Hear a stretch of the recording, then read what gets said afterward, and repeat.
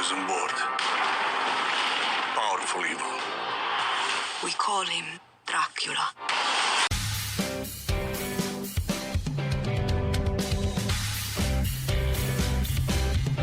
This review is on the movie The Last Voyage of the Demeter. I'm the Anger Guy, and I'm going to tell you like it is. The Demeter, on charter from Romania to London. Shipping private crates. Contents unknown. Out at sea with no land in sight. In that short intro, there was a lot going on. First, the wagon master, who was holding the cane.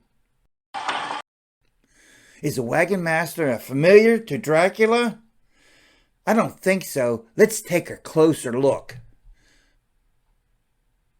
The wagon master's cane is made out of wood, which looks like a serpent. Dracula can only change into a wolf, bat, or mist. No symbolism there. Plus, Dracula doesn't hand out gifts. A good indication the wagon master was not a thrall to Dracula was he paid the first officer of the Demeter with a large bag of coins just to be done with all the wagons and their cargo. Let's take a fictional trip from Dracula's castle to London, which looks like a pain in the ass. Here's a demonstration to prove that point. The journey from Dracula's castle in Transylvania would have been arduous indeed at the time. Transylvania is inland from the Romanian Black Sea port of Constanta.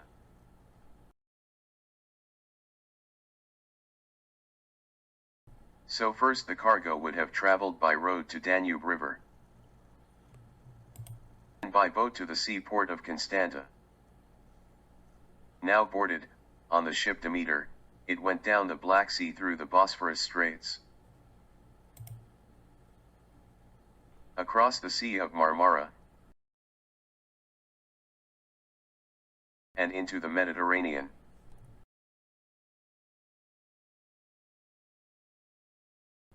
From there, out to the Straits of Gibraltar and up towards England. Under the sail, the journey would have lasted many weeks, with calls made at other cargo ports along the way. In 1890s, a Russian schooner named Demeter, named after a Greek goddess who was known for overseeing life and death, was chartered to carry private cargo consisting of 50 wooden crates from Romania to England. The name for the vessel was Demeter, and this is the story of its cruise based on Captain Elliot's log. The film The Last Voyage of Demeter itself was in the planning stage for the last 20 years and finally got released after many rewrites.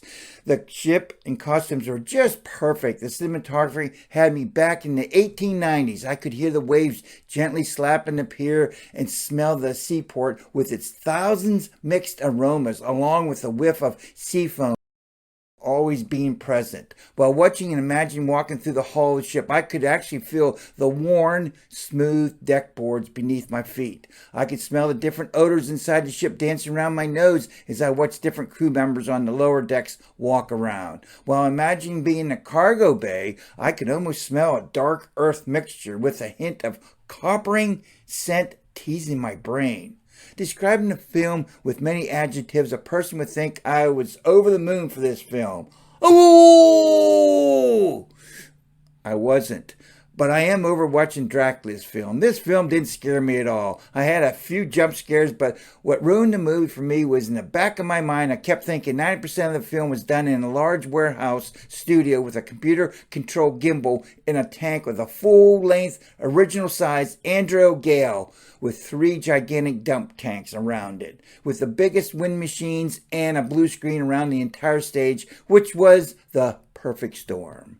If I was 12 years old, I'd give this film, The Last Voyage of the Demeter, an alphabetic score of B+. But I'm not 12 years old. Would I recommend this film? If you're only into cinematography and letting a film transport you back to the 1890s on a schooner in a dangerous waters with Dracula chasing you around, go for it. If you want to stream it, I would wait until the price goes away below their asking price of $21.